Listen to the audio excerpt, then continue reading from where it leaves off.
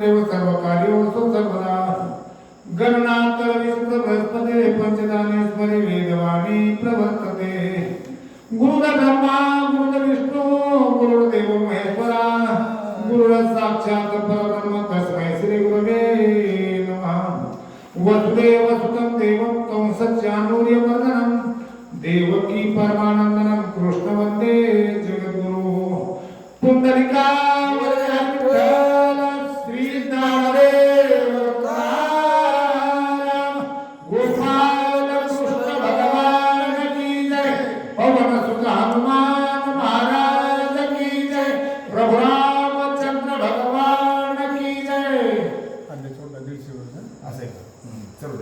श्री गणेशाय नमः श्री रामचंद्राय नमः। महाराज कण्वऋषी आशीर्वाद देत कन्येशी तुझा पुत्र होईल लावण्य राशी जो वंशाशी कुलभूषण। रात्रीच्या अध्यायामध्ये मला तर काही माहित नाही पण सांगतो इथे वरी सांगितल्याप्रमाणे रात्रीच्या अध्यायामध्ये कण्व ऋषीची मुलगी आणि दुष्यंत राजा यांचा विवाह संपन्न झाला आणि त्या कण्व ऋषींनी आपल्या मुलीला आशीर्वाद दिला आणि तो म्हणजे तुला पुत्र होईल असं त्या ठिकाणी आशीर्वाद देऊन पुढं शकुंतला झाली गर्भीण तानो मास पूर्ण झाला की डोळस जैसा उद्याला बालचंद्राच तैसा प्रकाश तयार। शकुंतलेला 9 महिने पूर्ण झाल्यानंतर तिच्या पोटी एक सुंदरसा पुत्र जन्माला आला। तो पुत्र म्हणजे त्या ठिकाणी असा खूप सुंदर असा मुलगा आणि खूप त्याचा त्या ठिकाणी प्रकाश खूप देखणा असणारा हा मुलगा होता असा त्या शकुंतलेला पुत्र। कन्या पुत्र देखून अभिनव आहे जात कर्मादि करो निकनव भरताईसे नाव ठेविले तयारुशी नाही। त्या शकुंतलेला मुलगा झाल्यानंतर त्या शकुंतलेच्या वडिलांनी त्या कण्व ऋषींनी जो काही यथाविधी असतो तो पूर्णपणे पार पडलेला आहे। जे काही सर्व जे यथाधर्म जे वारसा आपण म्हणतो तशा प्रकारे असणार ते सर्व काही केलेलं आहे आणि त्या मुलाचं नाव भरत असं ठेवलं। चल आजानुभव अति सरळ आकर्ण नेत्र विशाल बाळ की सौंदर्य समुद्र सकळ आटोनी तेथे गोठीला सौंदर्यशाली असा मुलगा अजानुभव म्हणजे ज्या बाळाचे हात आपल्या गुडघ्यापर्यंत असतात तर अजानुभव असं म्हणलं जातं। तशा प्रकारे सुंदर असा गोंडस बाळ त्या ठिकाणी लहानाचं मोठं होऊ लागलं आणि सर्व त्या कण्व ऋषीच्या घरामध्ये त्या ठिकाणी आनंदाचं वातावरण त्या ठिकाणी झालं। 32 लक्षणी डोळस सामुद्रिक चिन्ह विशेष कण्व ऋषी सांगे आत्मतेजस भविष्यार्थ तयाचा। त्या ठिकाणी असणारा तो लहानसा बालक असणारा 32 गुणी आता दिसू लागला। हे कुणाला कळलं? त्या लहान बाळाच्या आजोबाला म्हणजे त्या कण्व ऋषीला कळलं। खूप ज्ञानी असणारे त्या कण्व ऋषी असणारे त्या स्वतःच्या मुलीला त्या ठिकाणी काहीतरी बोलतात आणि तो वेगळाच काहीतरी मुलगा खूप मोठा होणार आहे असं काहीतरी सांगतात। सागरांत पृथ्वी समजते हा एक होईल द्रुपणात त्याचे नावे भारत वंशज पुढे म्हणविती। ज्याचा की या ठिकाणी जी पृथ्वी आणि समुद्र आहे त्याचा पूर्णपणे असणारा तो एक हा चारण करता असणारा जो सांभाळणारा राजा असा असणारा खूप मोठा होणार आहे। खूप विद्वान आहे असं मला वाटतंय असं त्या ठिकाणी तो कण्व ऋषी म्हणाले। 6 वर्षे झाली आवरी पारदी खेळे वनांतरी व्याघ्र सिंह कुंजर हरी धरोनी आणि जिवंतची। त्या ठिकाणी तेच बालक असणार 6 वर्षाचं झालं आणि 6 वर्षाचं झाल्यानंतर ते बालक असणार रानावनात फिरू लागलं जंगलात फिरू लागलं आणि त्या ठिकाणी मोठमोठे सिंह मोठमोठे वाघ असणारे त्यांच्या बरोबर कला कुसरीने त्यांना पकडायला लागलं, त्यांच्या बरोबर खेळू लागलं. चल ठेवी महावृक्षास बांधवणे मग तयावरी करी आरोहण पिटी तसे रानो रानो तटस्थ ब्राह्मण पाहती.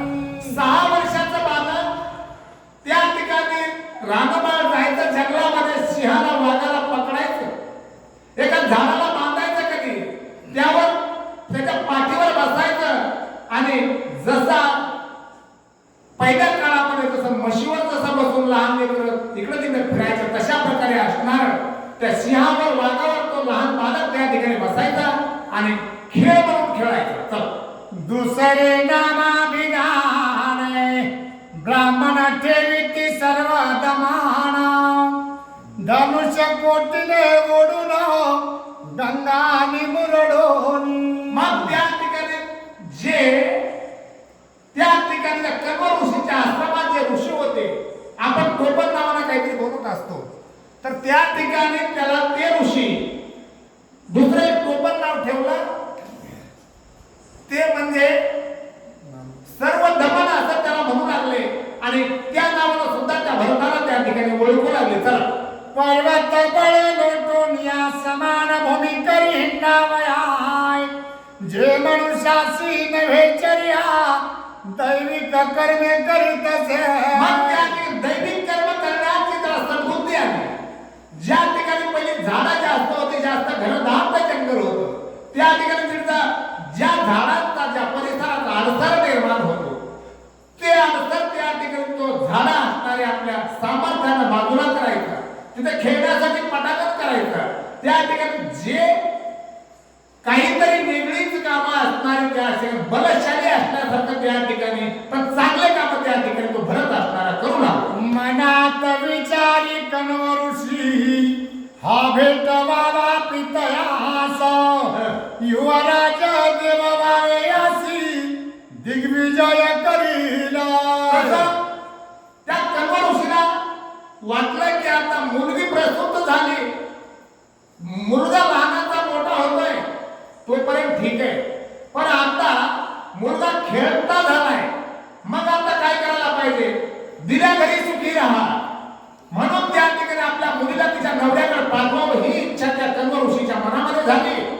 म्हणून तिच्या नवऱ्याकडे म्हणजे दुष्यंत ऋषीकडे त्या ठिकाणी पाठवण्याचा इरादा त्या कण्व ऋषीने त्या ठिकाणी केला. भेटतील पिता पुत्र आत्मजा पाहिलं व्रतार ही तुकेनी उत्तीर्ण समग्र आम्ही झालो निश्चयेशी. कण्व ऋषीने निश्चय केला आणि ते काम करायचं याच्यावर ठाम शिक्कामोर्तब त्याने केलं. का नवऱ्याबरोबर जर त्याची बायको जर असेल तर त्या ठिकाणी खूप मोठा असा आनंद असतो. बापाच्या घरी मुलीला जास्त दिवस राहता येत नाही, म्हणून त्या ठिकाणी आपली मुलगी शकुंतला असणारी तिच्या पतीकडे या ठिकाणी आपण नेऊन सोडावी, मुलगा तिच्या बरोबर नेऊन सोडावा आणि त्यांची तरी व्यवस्थितपणे संसार करावा हीच माझी इच्छा आहे. या इच्छेवर तर त्या ठिकाणी शिक्कामोर्तब त्या कण्व ऋषीने केलं. वनिता सुंदर तरुण पितृगृही वसता अनुदीना लोकनिंदेचे वाग्दान हृदय पूर्ण कोणचं दी. मग कण्व ऋषी खूप हुशार होते, त्यांनी विचार केला जर का आपली मुलगी आपल्याकडेच बऱ्याच दिवस जर राहिली तर समाज आहे, समाज आज कुठल्या दृष्टीने पाहतो. एखाद्याची मुलगी काही कारणास्तव जर आई वडिलांच्या घरी वर्ष 2 वर्ष 4 वर्ष जर राहिली तर त्या ठिकाणी लोक नाव ठेवतात. नवऱ्याच्या घरी जर मुलगी असेल तर त्या ठिकाणी काही बोलण्याची इच्छा कुणाला होत नाही, पण आपल्या घरी जर आपल्या मुलीला आपण ठेवलं तर त्या ठिकाणी समाज आपल्याला नावं ठेवी, आपल्या मुलीला नावं ठेवी, वेगळ्या दृष्टिकोनातून आपल्याकडे बघतील. त्यासाठी आपली मुलगी आपण तिच्या नवऱ्याकडे म्हणजे त्या दुष्यंत राजाकडे पाठवली पाहिजे असा विचार त्या कण्व ऋषीने केला. बहुकाळ माहेरी राहत वीत दरवे जरी वर्तात तरी लोक कुचित बहुत काजळ लाविती मुखात. काजळ लाविती मुखाशी कधी ज्या वेळेस आपली मुलगी बरेच दिवस जर आपल्या बापाच्या घरी जर राहिली तर समाज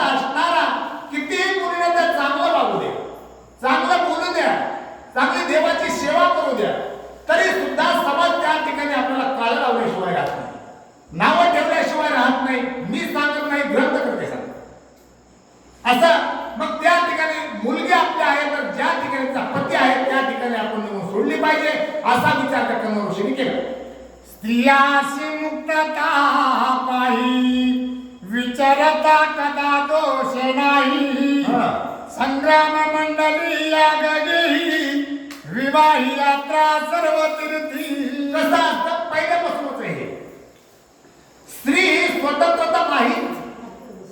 स्त्रीला स्वतंत्रता कधीच नाही. जन्मल्यानंतर ज्यावेळेस तारुण्य असतं, आई वडिलांचा धाक असतो, लग्न झाल्यानंतर पतीचा धाक असतो आणि म्हातारपणे आपल्या मुलाचा धाक असतो. स्त्री किती पतिव्रता असेल तरी सुद्धा ती स्वतंत्र राहू शकत नाही.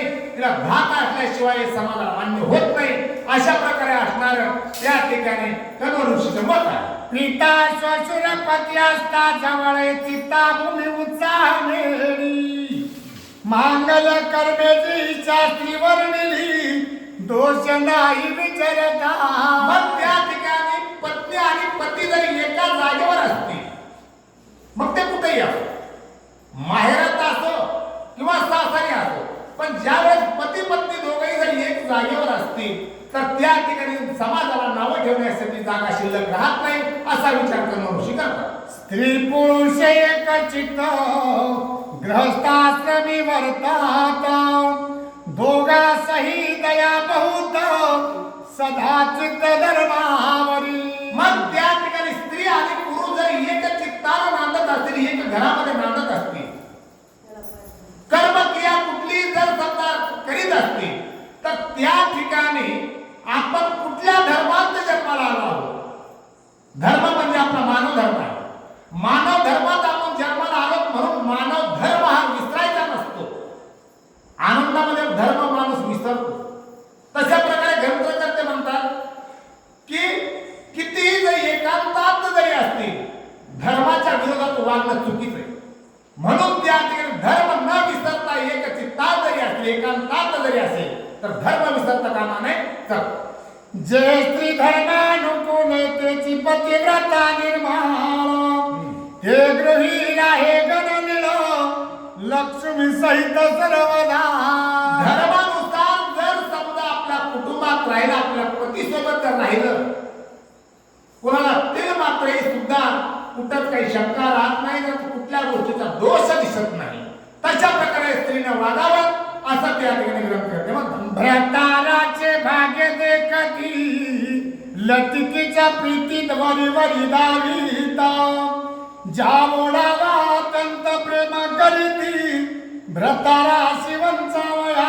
मग त्या ठिकाणी आपल्या पतीला असणारी जी स्त्री वरवर माया करते, पण अंतःकरणात त्या आपल्या पतीबद्दल द्वेष मनामध्ये ठेवते.